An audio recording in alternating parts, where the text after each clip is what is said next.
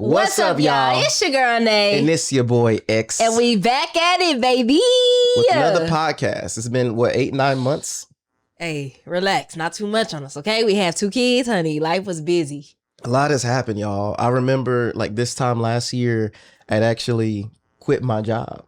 That's so crazy. And we are now, a full year of both of us being full-time content creators. How has it been for you? How has the adjustment? Do you have any regrets?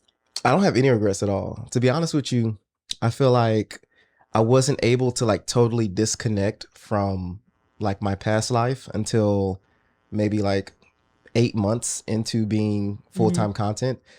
It was just this voice inside of me that was I need to be in corporate America and this doesn't feel right. But it's almost like when you graduate high school, you feel like you had unfinished business still in high school, but that chapter has been closed and you just kind of need time to figure out what your new lifestyle truly is. And then after 8 months, I feel like I kind of went on vacation. So I kind of chilled out with the content. And now I feel like that's the thing that's difficult when you're fully in the content is I don't know how it is in corporate America because I've never worked corporate, but I feel like you don't have that meter of completion. You know what I mean? It's okay, I can overwork myself and keep going, but then you could burn yourself out. So really, I think it's just finding that happy ground, you know? Nah, for sure. Because to be honest with you, I'm excited that the school year is starting up. Amari, she's our oldest. She's 3 years old. She's starting school on Monday. So when you guys see this video, we will likely be had dropped her off because this is Saturday. We're recording Saturday. We're going to post this on a Monday. And she's starting school. So that means we'll have more time during the day to record content and to actually do what we want to do. Because I feel honestly, since we've had Pooh, we've kind of just been in parent mode and doing short form, but we know that long form and podcasts were something that we really, really wanted to do. It's just not having the time. And then with him working his corporate job, there really wasn't any time. So I feel things have changed a lot for the better, but I'm really excited to see kind of what this, I guess, another new start is going to be for us. Yeah, I feel now we can really focus on being creative. This year, we actually got a really, really, I guess, kick in the butt when it comes to running a business in a good way, because we were being managed by a certain agency. Wasn't a bad experience at all. We were still successful and stuff, but we knew we didn't have the right team to get us where we needed to be. And now we feel like we have that. We have everything set up properly. And with Amari starting school, we will have a lot of the time throughout the day to record, to be creative. And it's not like we're going to have to trade where and Naomi has to go upstairs and do her videos and I'm downstairs. We were picking and choosing. And to be honest, with us picking and choosing what content to prioritize, I would say we were still doing a lot. Yeah. So I think that's awesome, but I'm just excited to see how things would be with her being gone at school and just giving us a little bit more time back. Amari's at the age where she likes to be occupied. She doesn't like to be bored. Our son, he's fairly chill. He's really the chillest baby ever. But I don't know. And then back to what you were saying with agencies. I think that was something that was very new to us. I would say we've probably been exploring with agencies for maybe about a year or so before we were managing ourselves, and things were going great, but we knew that to get us to where we wanted to be, we needed to find the right team. Yeah. And I think that really, I feel we found that. We found the little missing puzzle piece. Everything just meshed so well together. I when I tell you guys, I absolutely love my team. I know they're tired of me saying it, but I love them down. Happiest, I don't know how to explain it. But when you know, you know. Yeah, I feel well, thanks to you, we have a team because to be honest with you, I was down with self-managing, and that was the route that I was kind of committed to take. But, when we ended up meeting this team and you really, he was really no, he was yeah, he was no, I don't want to be with anybody. I think we can do it ourselves, which I 100% agree. We were doing it ourselves for 5 years, I want to say. and things were really, really good, but we knew like certain things and certain opportunities, you simply do have to have an agency. Like there's really no getting around it. Yeah, I just feel like at the end of the day, you know, I'm just so blessed to be in a situation where, you know, I kind of just decide what I want to do every single day. Mm-hmm. And I think that the past 4 months, since our short form was doing so well, and I finally felt like my life had changed in a way that I was okay with. Like Mm-hmm. I finally made peace with the fact that, hey, this is my career path now. Like this is Mhm. something that is actually legitimate. This is something that I can, you know, pass on to my kids if they want to do this, or to a family member.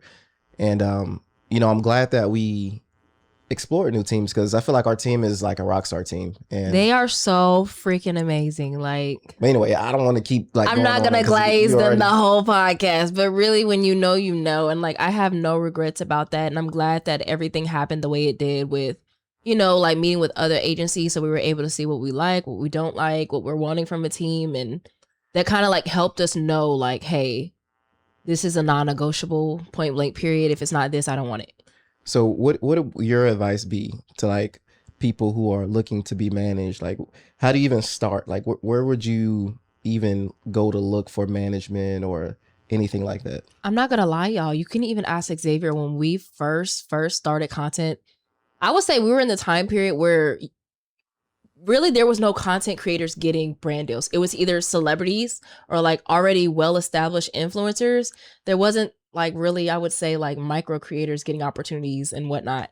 So I was over there doing research like crazy. I found all the platforms to apply for campaigns and all those things. But really, I think if you're someone who is looking for a manager, I would say don't rush it. Like truly do not rush it. Like if you're not barely getting inbound now, and your email is not flooded, to me, there's no point in signing with the agency. Right. And to people who may not know, inbound is essentially emails that you get from brands that, you know, potentially want to work with you. Mm-hmm. And from our perspective, I think that it's best that you learn how to do a lot of that on your own first. Absolutely. That way, when you do decide that, hey, I want to take the next step and proceed potentially with being managed by an agency, you know what to expect, because one, you know how to run your own business Mhm. without them. But an agency can sometimes take advantage of a creator if the creator has absolutely no idea what they're doing. I feel like you were saying, you have to know how to run your business and run it well, then look to have management. If you don't know what you're doing, you don't know how to get opportunities, you could be getting screwed over. Now, I'm not saying that's all agencies, but there are some that will screw you over if you don't know anything about it. I mean, it's like anything, you know, the music industry or whatever. Mhm. There are, you know, people, there are companies out there that are looking to just make money off of you. And if you don't know your value, you don't know how much you're worth, you don't know how much you should be charging, you don't know how to send a professional email, all these little things, you know, it could come back to hurt you. And there are some people who just get lucky. You know, they just, Absolutely. the first management, you know, team that they ever signed to, they're just amazing and they have no issues, you know, ever. But And I think whenever majority of we people started don't. off, how we used to do it is I would pitch. I'm sending like 100 emails a day. Mm-hmm. If something came back and we were locking something in, then it would basically go to him and he would manage all of that afterwards. So I was constantly emailing, reaching out. And I feel like back then I would say we didn't really understand how to get brands to look your way. That was something that we'll get into that in a second. But I was basically pitching. He would close the deal and lock it down. And we knew that we were doing something right, because by the time we had already decided to go with an agency, they were basically pitching us at the same amount we were already pitching ourselves. Yeah. And I think for us, we've progressively gotten better. So like we started out, you know, we didn't know that there was much money to be made in short form content at all. So we were just trying to go viral, trying to make fun videos, trying to enjoy ourselves with it. And I would say around like 2023, mid 2023, like going into 2024 is when we said, you know what, let's try to actually be serious, because we see the potential. We see that there are creators now that are getting brand deals. We've actually gotten a few brand deals, you know, with some smaller companies. And we had got a couple of bigger companies, I want to say starting 2023. Mm-hmm. And how we knew that we were pitching ourselves wrong was this company messed up and sent us another content creators, contract. Mm-hmm. and they had significantly less followers, significantly less views, and they were charging like 4 times more than what we charge ourselves. And from then we were like, oh, we gotta change this because we basically shortened ourselves. And like they agreed to the amount that we wanted. Like they didn't even like argue. They were like, yep, got it. And we were like, oh, did we do something wrong? Like, no, I think it was just the fact that we didn't have all the data. Like we didn't know. We didn't know. There are some agencies that, you know, are really good at negotiating. And luckily for us, every agency that we've been with, they've been great at negotiating. Absolutely. And I think that that's one thing that most of them get right because they have the data. They have talent, you know, that they have on their side that they can use as, you know, comparisons, right? So we have a similar creator in this niche that's also similar in this niche. You know, they work with this brand, they get X amount of dollars. We should expect about this amount as well from this creator. All we knew was what we were getting. We didn't see anybody else's stuff. And all we knew as well was what did, you know, Social Blue Book say that we should be charging. So, and what Social Blue Book is a platform that essentially can help you get numbers for how you should pitch yourself. So if you're unfamiliar with that, definitely check it out. I think it's a good starting point.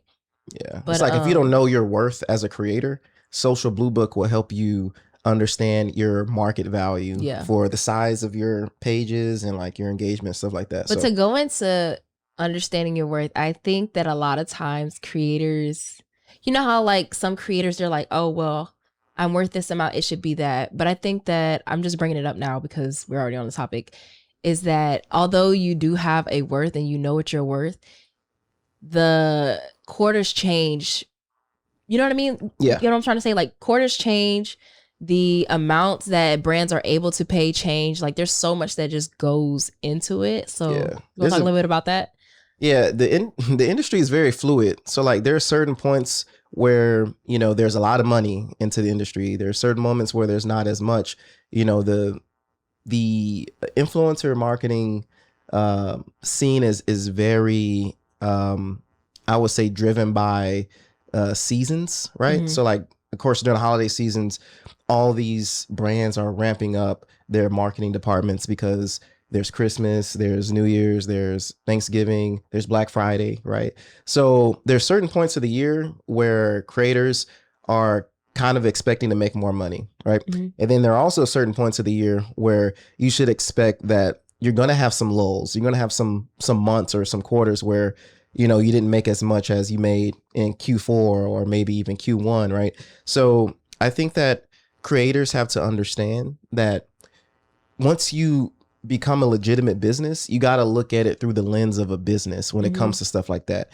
And it's like, just because you getting millions of views and you pop in and everything's looking good from the outside doesn't mean that you should be making money. And at the end of the day, you know, if the, you know, social media influencer market is valued at $40 billion, right? That's a lot of money. But at the same time, let's say next year it goes down to 30 billion. Everybody is going to feel that pressure because that's a big change in money, but it could also go up to 80 billion. So it's very important that when you are a content creator and you're trying to legitimize yourself to be a business, that you truly understand the industry. That way you don't get bummed out when you don't make any money in January, or if you don't make any money in, you know, May, because there's nothing really going on. And you feel like you should be making, you know, thousands of dollars like you did in December, but you just don't understand that that's a season that brands are spending money. And I think another thing that I realized as like a content creator influencer is I get a lot of times, you know, when you're in this industry, there's times where, like you said, when you're making a lot of money, and then there's times where amounts are a lot lower. But I think it's very important as creators to always ground yourself. For example, there may be 1 month that you get 40K from a brand deal, right? And then there may be another month. Fuck, I can't talk. You good? There may be 1 month where you get 40K for a brand deal, and then there's another month where you may get 8K, right? Significantly different amount. But in the same instance, I always tell myself, I'm like, hey, if I was working a regular 9 to 5, like, you know what I mean?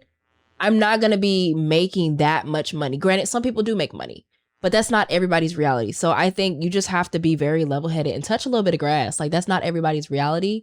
So I think that's the one thing that I I kind of get the ick for in this industry is that, you know, sometimes like creators and influencers think they're above everybody else. Like, And pay your taxes, bro. yes, Like, please do your taxes, bro. honey. Just pay the taxes, man. It's not worth it. I promise you.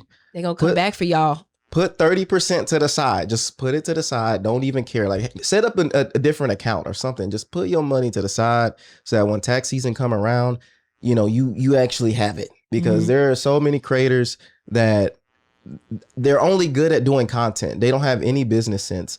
And instead of asking people, instead of trying to learn more, as you should, as a business owner, they just ignore it. I ain't gonna lie, there's gonna be a documentary that's gonna come around about creators and tax fraud and all that. So do your taxes. It ain't worth it. I Or promise. tax evasion. Just like, Yes. just do it. Do it. Be an adult. Do your taxes.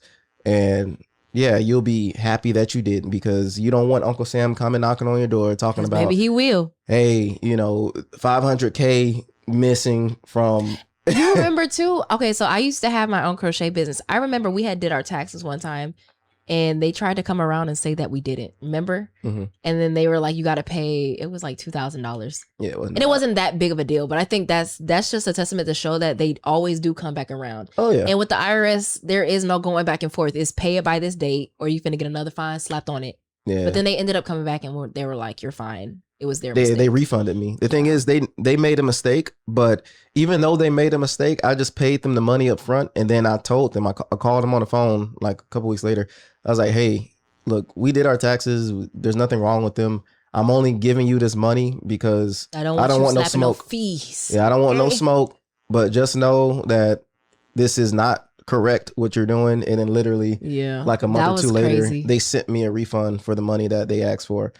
But yeah, I would say this podcast has been kind of serious. You get the serious version of me. Yeah. I guess I'm really trying to help people too, because I feel Yeah. like being in this position, you know, first of all, I never thought that I'll make it a full year full time. Like, It's kind of crazy. it's crazy. And the truth is, we're in a better spot now than where we were when I quit. And we were in a good spot then. Yeah, we So were in a it's good kinda spot then. like- So now I feel like, you know, you kind of always believed in yourself, but at the same time, when it starts to work out, yeah. it's like, okay, now what's the next step? How do we keep going? How do we make sure that we pay for this lifestyle and we don't let, you know, our own, you know, wants kind But I of get feel in like, the way I'm not of, going to lie, if it wasn't for your job, I feel like we always knew that his job was the safety net. You know what I mean? Like, we always knew that he would have a check coming in. So I think that's why we didn't go as hard as we could. But whenever we remove that safety net, it's like, it's really on us. You know what I mean? Like, to do what we got to do to make this thing work. So I think that's actually just really insane that,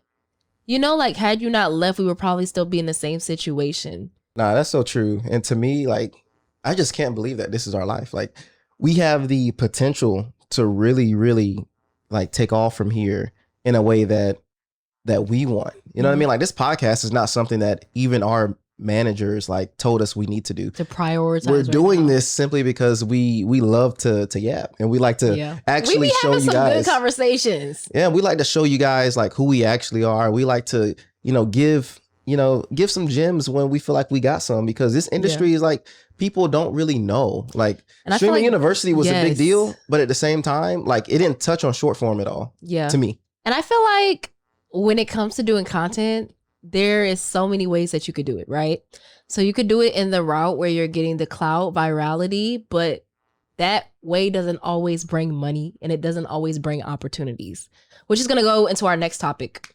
All right, y'all, we had to make a quick cut because Naomi had to go boo-boo. So I did not have to boo-boo. I just had to pee, and then I ran back in there, and I'm tired. I'm out of breath, so I said I'm going to let him talk for a Everybody second. boo-boos. Xavier? I was messing with you. She had to use the restroom though. But she wanted to talk about the two different ways you could go about doing content, right? And trying to make it. One is, you know, going viral, right? Or attempting to go viral. And the other is, you know, trying to get brands, right? To support you and, you know, to do partnerships and stuff like that. So let's take it back a little bit. If you had to start over, right? What would you do? Like, let's say you have 0 followers. With the knowledge I have? With the knowledge you have now, Okay. how would you become a millionaire in content? I think with the knowledge that I have now, I would be very strategic about everything. Like I would be strategic about the type of content I'm posting, what's in the content, how I'm able to show these brands and implement them in a way where it doesn't seem so salesy, so addish. Obviously sprinkling in a little bit of the trends every now and then, but I feel like I ain't gonna lie. If I lost everything today, I know I could get it back immediately at that. Okay. What about you? I don't know. I feel like for me, content is interesting because most people, they just don't have confidence to do anything. And it's like, the way I put it, if you assume nothing's going to work out for you, right? Mm-hmm. Because statistically, you're not going to be a successful content creator if you started today, right? Like we are within the 1%, thank God, right? Mm-hmm. But the reason why a lot of people, in my opinion, don't succeed is because they don't have the confidence to keep trying and trying and trying and trying. And they also care too much about how videos do. Yes. They don't just post or record something, post it, and just say, you know what, let's go on to the next thing. Mm-hmm. They like are hypercritical. They overfixate on everything about themselves, and they are the reasons why they are not successful. That's a fact. Because I'm not going to lie to you. I used to be that way. And if I nitpick everything today, then I wouldn't have nothing to post. Both of us, actually. You know how ugly I be in the videos half the time? Like, go look back. Like, right, I done glowed up a little bit. I ain't gonna lie. Look at you. Like, boy, I done glowed up. I done got swollen and everything. But when we first started, bro, even now, I haven't even cleaned my face up. I haven't shaved in 2 days. It's like, there's always something to nitpick. You know what I mean? It's like, if you gonna nitpick everything and like, I can't be confident for you, bro. Yes. Right, and another thing too is I think going back to like my old YouTube and a lot of my first videos, I was watching them because I was just like going down memory lane. The confidence that I lacked was insane. Like you could hear it in my voice. Like I didn't know who I wanted to be. I'm trying to pretend to be like other people because that's what worked for them instead of just being myself. Mm-hmm. And that's the most important thing. Be yourself. Because we've seen so many people recreate videos that we do, which is fine, but don't recreate other people's videos and steal everything word for word, bar for bar, caption for caption. Yep. Crazy. Lingo for a lingo.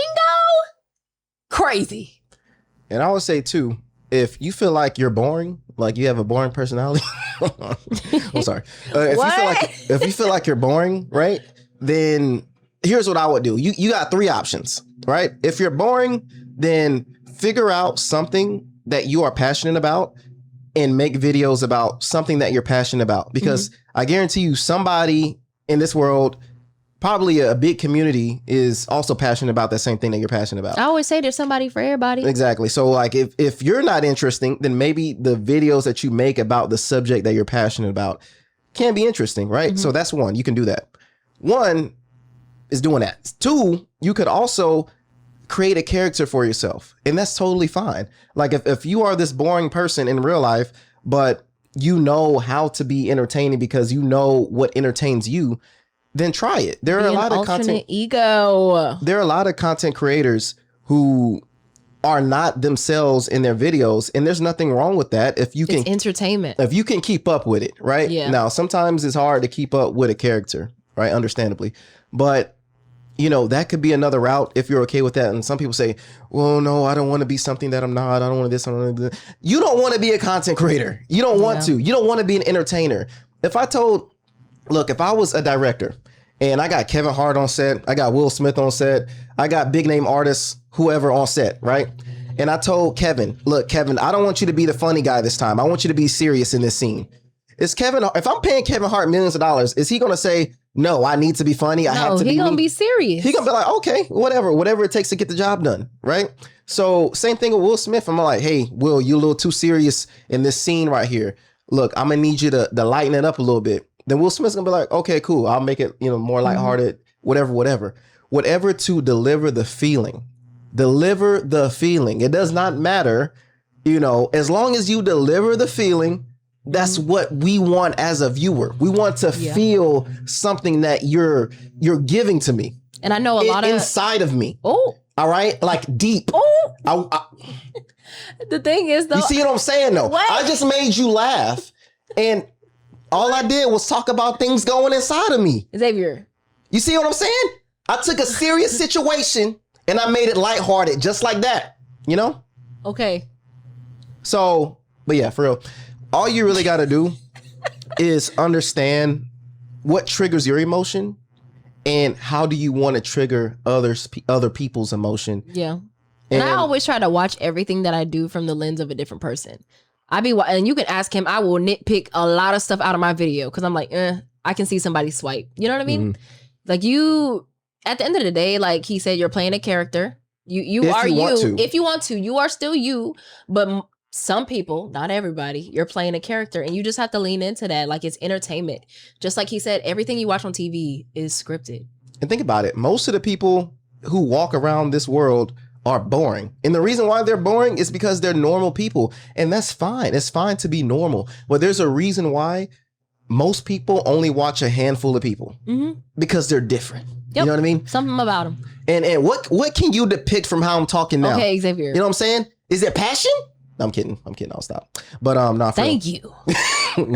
But I think that ultimately confidence is so important because at the end of the day, you can be analytical. You know, you can be, punctual. You can be correct. You can be whatever. I feel like every video that I've nitpicked and I'm like, I don't think we should post it has gone viral, mega viral. Yeah. I feel like the videos that we really don't even expect to do anything at all are the ones that do well. That's why I like when there's a trend or something and you're like, oh, for example, the video that we just did where it was like the girl grip. In my mind, I'm like, this video ain't about to do nothing. Yeah. And then 5 million views. And it's like, I don't even question nowadays what can or can't go viral. I don't have any expectations. I just do the content. And a lot of times too, the content will do itself. Like if you're just the type of person that, oh, I think this will be funny, pull out your camera. Like a lot of our videos have gone viral and they're not even trends or nothing. They're just us doing stuff. In the moment. Exactly. Just random stuff. So I guess back to the topic of what would you do starting from zero? Would you go the route of let me make the most viral content I can make, or let me try to appeal to the brands, or how would you go about it? I will say for starters, I don't think that you need the mega big platforms just to get brand opportunities. But I think how I would do it is I would sprinkle in virality also with brand related content. And when I say brand related content, this doesn't mean like, hey, look at me, I use this. It's like, hey, a shower care routine, showing the products that I use in the shower. How can a brand organically envision you in a brand deal? You know what I mean? Like, you don't want to come off so salesy and so like pick me, because pick me is not going to get you picked, baby. I'm going to be honest with you. It's not going to get you picked. It's going to make you look stupid. Yeah. So I would sprinkle in like virality with the brand safe, brand friendly stuff. And when I say brand safe, I guess it depends on the brand, what is considered brand safe. But like, for example, profanity, over sexual, I can't even talk, being over sexual in content, or Xavier. Stop. I don't think I want to be brand safe anymore. Xavier, or stuff that is just like very heavy. There are platforms for us. You're making if we me chose trigger, that route, like me and you. Okay. Let me stop because people are going to... I feel like I need to restart the whole podcast. You're making me lose my train of thought. I'm sorry. Let's get back on track. All right? See what I did there? Train of thought, track. Yep. We need to restart. No, we don't. All right. So you were saying... This is everywhere. This podcast is everywhere. It's a beautiful thing. All right. So you would try to mix... the brand safe. Yes, but when I say brand safe, that means like profanity. That's fine if you choose to do that. Not all brands cup of tea, but it depends on what you want. Do you want the followers? Do you want virality? Or do you want like brand deals? You got to kind of pick and choose because you can't get both. Yeah, you can, but it depends. But I would say being color folk like us, it's a lot harder. Yeah, I would say too, like you can't be humping your girl in the video and expecting that, you know, Pampers is going to reach out and be like, hey, we see that you have a young... And you know what's crazy? We'll even tell you. So we had an opportunity to come with a big brand, good amount of money.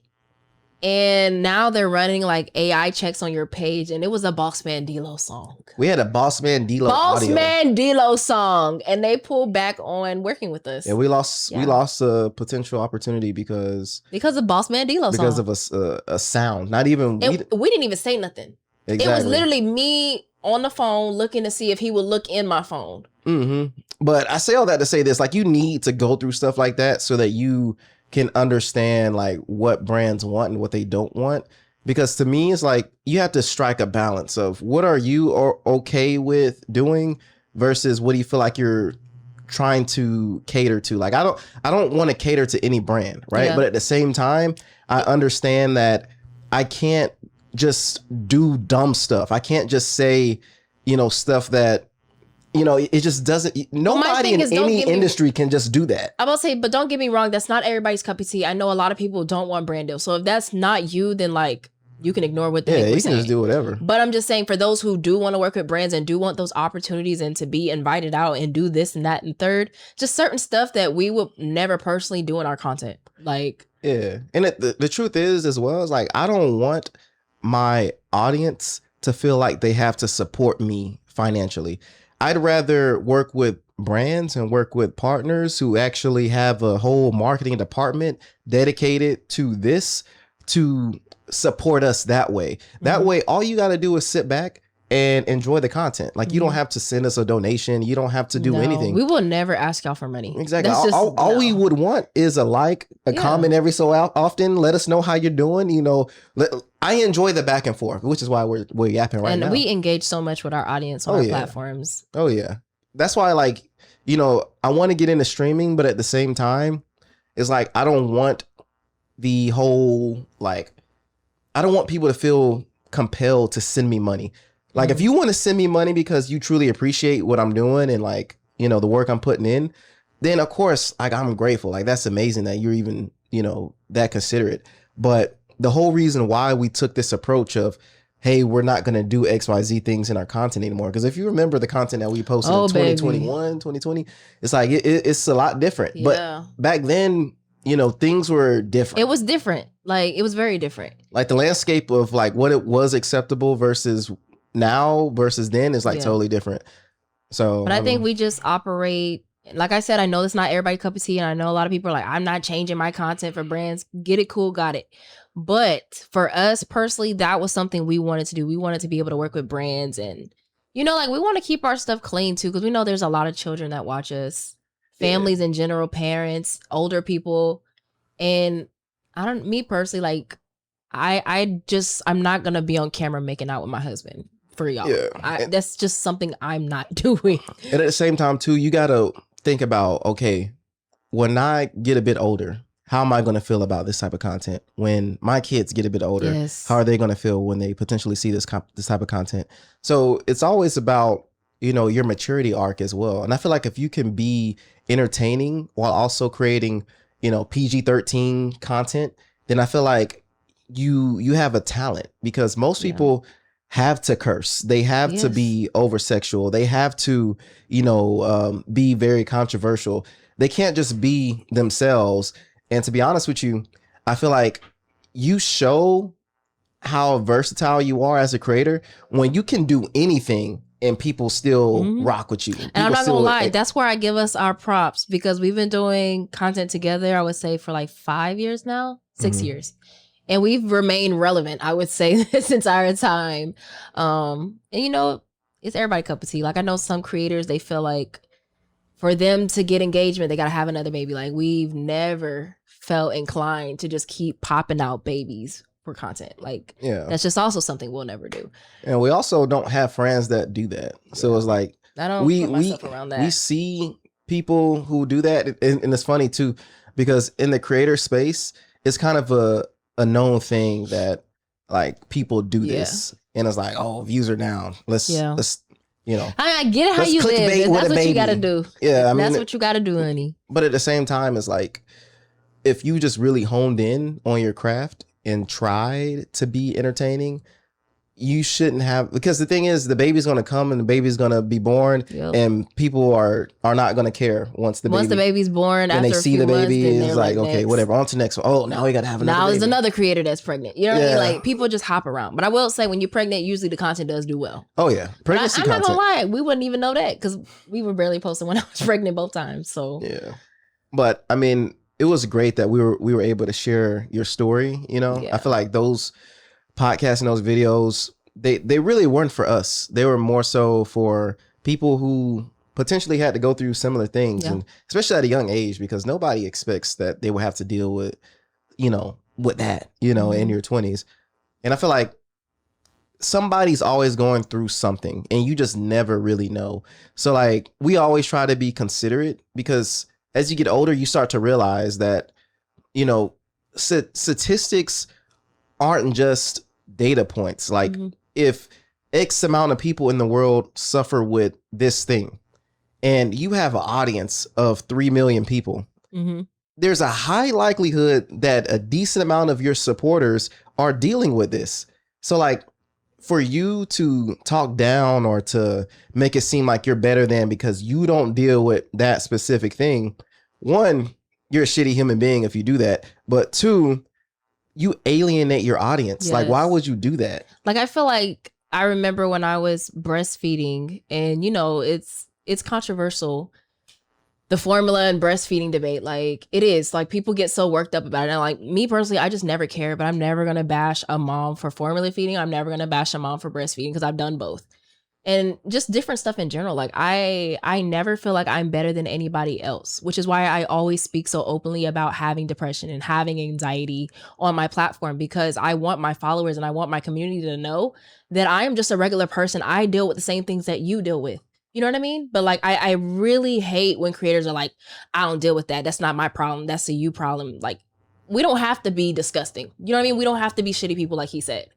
And the thing is, that's fine if you don't deal with these things personally, but you don't have to constantly vocalize that to your audience. You know what I mean? Like, your audience that is there, they know you, they love you. But it's like, whenever you're speaking down to certain people, you know what I mean? Like, these people that are watching your content, that engage with you, are single moms, single dads, you know, like low income, high income. Like, you have a variety of people, and you never want to alienate anybody to make them feel a way about dealing with something. Like, for example, I'm never going to like actually like tease somebody for having an issue, like a legitimate issue. For example, I may crack a joke and I'll be like, you know, your breath stink, like, your breath stinks, or something like that. And it's like out of fun. But if I know that you genuinely deal with some sort of condition that causes, you know, bad breath or whatever, then I'm totally sensitive to that. And I don't want people to suffer in silence. And I don't want to be a part of the reason why you feel like you're less than because of something. So like, everybody deals with something. You may have bunions. You may got a crusty foot like me. You may have a big forehead. You may have whatever. There's so many things that we all are insecure about. And in my opinion, I just feel like there are certain things that you can joke about, but there's also certain things that are very sensitive to people. And especially when it comes to, you know, reproductive stuff, or like, you know, depression, anxiety, or just anything at all that can make people feel less than. Like, for example, I even had somebody message me, and I did a video speaking about, you know, depression and dealing with that from an early age, you know, and I still struggle with that. But they were like, I would have never thought that you dealt with something like that because of how you always see me come online. Obviously, I'm not posting when I'm sad and when I'm having those days. You only see the glorious moments. And two, I think a lot of times people would be projecting. So yeah, I feel like that's a big thing too, like projection. I feel like a lot of times people, they project, you know, things that they're actually experiencing, and they say that they're not, but it's a defense mechanism. They don't want people to, you know, to judge them, and that's fine. But at the same time, I think, you know, looking yourself in the mirror and being able to, you know, understand that you're not perfect as a human, and being able to connect with other people who also are not perfect, you know, that's what makes us human. You know, being able to say, you know what, I'm not perfect. I deal with these things. I know that other people also deal with these things. Let's try to be the best people that we can be, despite the fact that we deal with these issues. And I think really too, it comes down to just loving yourself and loving yourself as you as a whole, no matter what you're dealing with. And I think that was something that I struggled with for the longest time. You know what I mean? Like I you can ask, well, I'm saying y'all can even ask him. I'm very sensitive, you know, when people speak about depression and anxiety and these types of things, or when people joke about it, because it's never funny to me. Like it's always funny until it's you in the situation and you would want people, you know, to feel for you. So I don't know. That's one of the reasons why I speak up a lot on my platform about, you know, like depression, anxiety, because I never want anybody to feel like, you know, you're less than because you deal with that. Like you don't. And I love God by all means, but I hate when people be like, you know, depression is just the devil. You need to pray about it. That's not everybody's situation. Mm-hmm. That's not, you know? So I think that's one thing, y'all, when I get passionate, honey, the words be, ugh. It's also get a little crazy. It's like being on the outside looking in of anything, you know, people have opinions without actually being in a situation to have experience. Like to me, it's okay to have an opinion without actually being like experienced in something. But at the same time, like that opinion needs to evolve with the more information that you have. And you can't be stubborn to growth. So like, for example, if you think that, you know, depressed people should, you know, do X, Y, and Z thing and that'll cure their depression, then one, I think that there's no one size fits all type of solution. But at the same time, why do you think that way? Why do you think that this one thing fixes it? Because if it did, I guarantee you there would be no depressed people in this world, because I guarantee you don't have the answer for that. Because if you did, then we wouldn't deal with it. I've been praying about it since I was 12, 13, and I am 28, and I still struggle to this day. But the reason why I'm saying is like, it's okay for you to still have an opinion. Absolutely. Is because I believe everybody should have an opinion. I just think that everybody should look to evolve their opinions with the more experience that they have. And then when you meet somebody who gives you a perspective that may challenge the opinion that you have, like, don't run away from it. Like, actually, like, sit there, like, try to understand, try to be more, you know, of a human being. Like, don't just be, oh, you know, these people go through this because of this and that. They don't believe in God. They don't pray about because it. Exactly. They don't, like he said, it's not a one size fits all, you know, like. And that's for everything in life, anything. Just about. Yes. And absolutely. That's why, to me, it's just important that you touch grass. Like, you actually, you know, talk to people. And it's important to me that as I get older, I talk to people who I disagree with, because growing up, you may only talk to people that you agree with. And I felt like as I grew up, I started to talk to people who disagreed with me. And those people who were like disagreeing with me were also very smart people. And I'm like, okay, if you're a smart person and you disagree and, you know, we're having this conversation, let me understand why you think this way. And let me really challenge my own thought process. Maybe I'm thinking incorrectly, or maybe, you know, this conversation will further validate my opinion. But at the end of the day, if you're closed off, you live in an echo chamber and you let the media kind of become your brain, you can end up in a situation where people just don't like you because you haven't matured enough as a human being to be sensitive and to be understanding. And most people, they don't want your pity. They just want to be understood. Absolutely. I completely agree. That's it. I was. No, you were spitting gems. I feel like I'll talk in circles. Like, you know me. No. But yeah, I mean, that's my 2 cents on things. I'm just like, look, I may crack a joke here and there, but it's never to truly like offend anybody. And if we do, by any means, message us, let us know. You know what I mean? Like, I am a firm believer. Most times people don't understand when you've triggered them unless you say something. But sometimes people do be triggered people and they know exactly what they're doing. But also at the same time, too, you got to understand that if you're going to be online, you got to be like able to be online. People are going to say things. People are going to have opinions that may go against what you believe. And if you're not mature enough, or if you haven't healed enough from whatever you're going through to be online and not have people like alter your emotions because of something that someone said that lives, you know, 30 states away from you, like, let's be honest, right? There are some people who are soft, right? Yeah. That's one thing. If somebody that you know triggers you, right? Address it. Obviously, address it. If it's worth having a conversation, because sometimes I believe everybody don't deserve that conversation. Right, but I'm saying like if it's somebody that's close to you, you know what I mean? But like I don't advise that you you trauma dump in content creators' comments, right? Oh my God, that's another ick. So if a content creator is being insensitive, there's going to be commenters that call that out, I would hope. Somebody even did that. I want to say it was something revolving my IVF or something. Or it was something.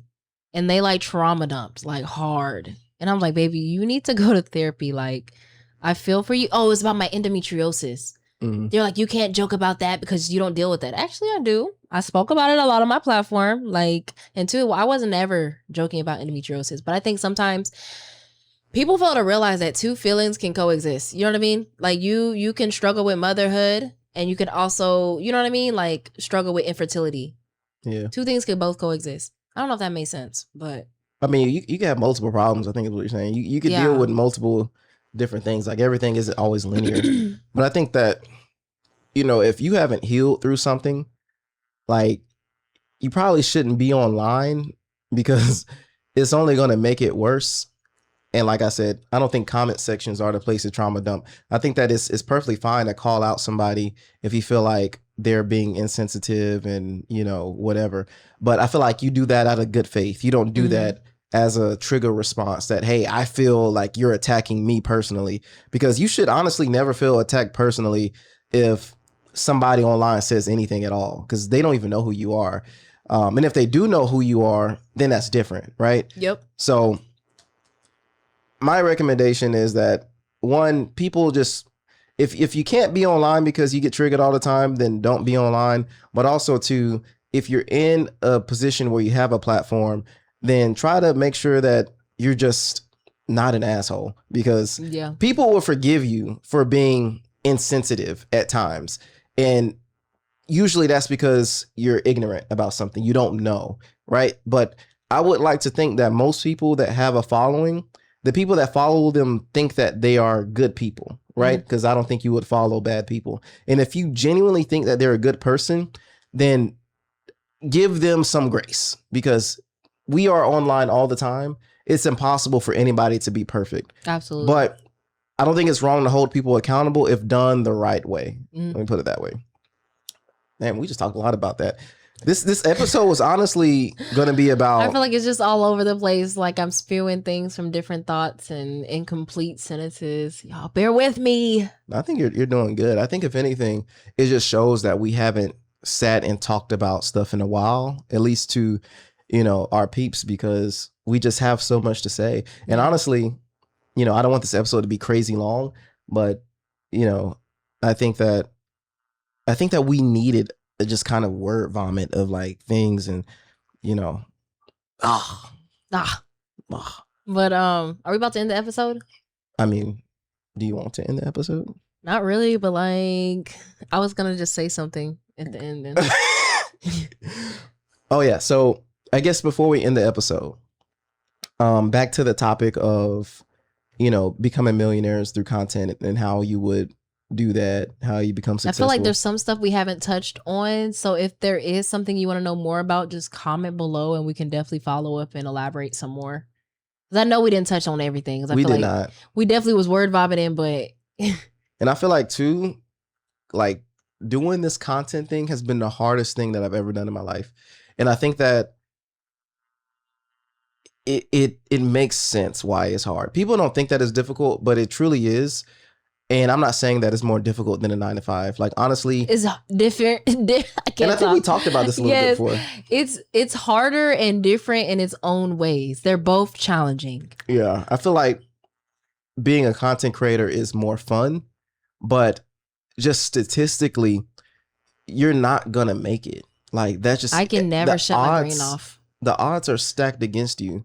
And the fact that, you know, you have the opportunity to do it for free, you know, is great, but it's just, the odds are not in your favor. I think that's my only ick. Like, I can never not work. Like, I can't shut my brain off. Like, he has to tell me, close your laptop, get off. Like I'm always thinking about the next thing I'm gonna do. And like we have all of these short form pages. We got X and A, his page, my page, the podcast. Then we have my YouTube, the podcast YouTube, our regular YouTube. Then we have Facebook for all of these platforms. So like, I feel like I never can rest because I don't have a meter on how hard I'm actually working. Yeah. And I do a lot, like a lot.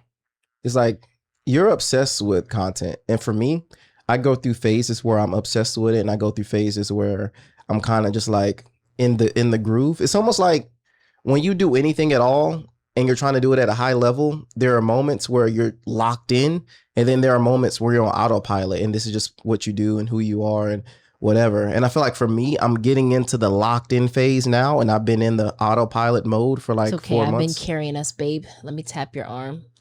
But at the same time, I feel like in my brain, I wanted you to have the, you know, the clear path to lift off, because I truly believe that you will be bigger than our brand together. And I've always said that. I've always said that. Yeah, he's always said that from day one. And I'm like, are you sure? So like when she's doing her videos, I'll be watching the kids, making sure that they're not bothering you, and downstairs cleaning up and stuff like that. And when it's time for us to do our content together, then we get it done. But I think that especially now with I feel like YouTube, we've kind of built our platform to sustain us because that's like our breadwinner. Mhm. And so now I'm just trying to breadwin my solo page, which it kind of already is doing really, really good, my short form. Yep. But I'm just trying to tackle the long form. This Yeah. is my second YouTube page. And I'm Yep. starting over from scratch. Y'all know the last one had like 70K. Yep. So But y'all go subscribe to Naomi's page at It's Naomi Marie. She's already posted 3 videos. and it's only been a week. It's only Somebody been a go week, take so- my laptop and throw it out the window. So, you know, big ups to you. But also before we end, I just wanted to say, one, we truly, truly appreciate every single one of you guys, especially when you guys, you know, interact with us. We love, you know, responding to comments. We love like recognizing, you know, we know so many people from the beginning that still show up to this day, Mhm. and they just make it all worth it. And So, we like, love y'all down too when we see y'all in person. So if you ever do see us, please say something. I mhm. know a lot of times people choose not to say anything, but we will always speak back. We'll always talk to you. We will sit there and chop it up. It don't even matter how hot it is out there. We're going to stand there and we're going to chop it up with you.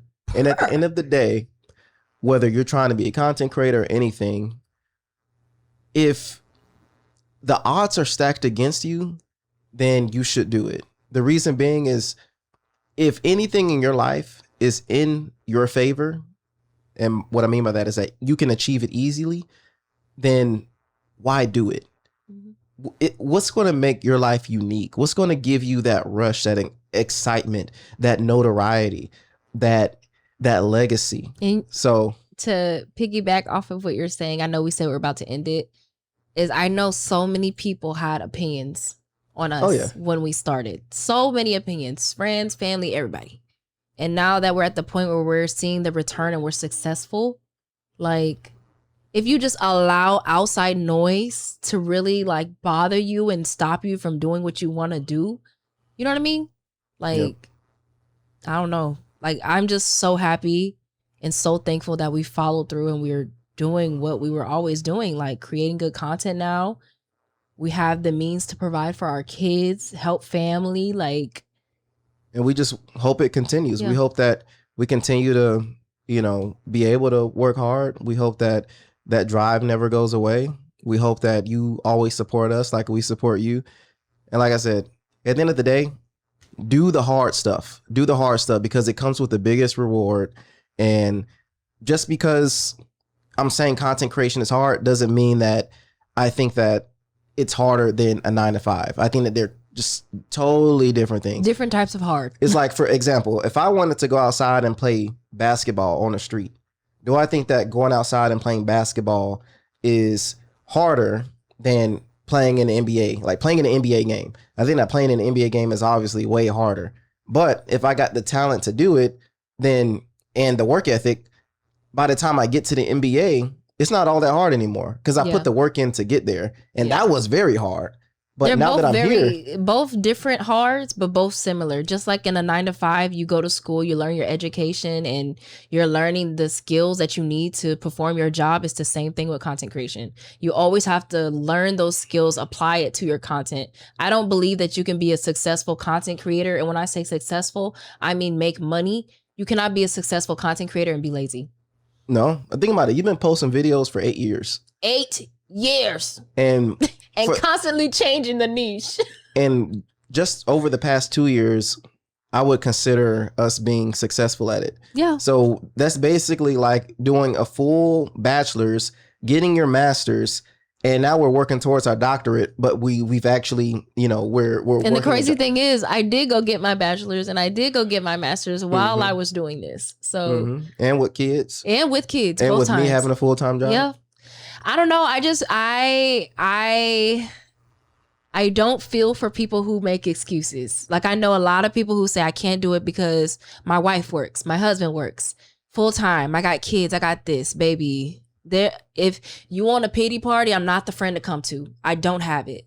I was in school getting a bachelor's, a master's, had one baby, had another. So 2 kids while he was working his 9 to 5. You can ask him when he would get off of work.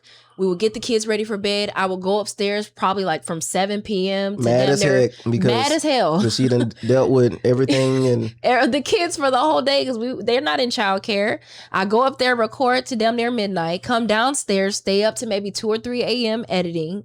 And then by the time it's 5, 6 a.m., he's waking up to go to work. So like I'm operating barely off of sleep. So I'm like, if you want something, you really have to just hone in and get it done. Like I said, I love I can't talk. I love helping and supporting my people, but you have to want it. I can't want something more for you than you want it yourself. So exactly. So with that being said, this has been the XNA podcast. Make sure that you like, comment, and subscribe. Make sure you turn on them bell notifications so you can be notified when we post a new podcast. Every Monday, we're going to be posting a podcast. Yes, every Monday. But if you forget, honey, turn on them notifications. And you definitely should turn on the notifications because you may get some bonus episodes throughout the week. So, and let us know in the comments, what do you want to hear us talk about? Because there's so many topics that we wish we would have talked about back then, but now we have. I feel like I'm not going to lie. If we would have talked about it before, I don't think that it would have been bad, but I feel like we kind of just have more confirmation on what we already knew to be able to give the knowledge out. So yeah, for sure. And I'm sure there's something that we haven't covered. So if there's something you want to know, be sure to comment below. But we're going to keep rambling your heads off. So we're just going to stop. And we got topics for days. So don't even worry about that. So anyways, it has been XNA. We love you guys. We'll see you guys next time. Peace.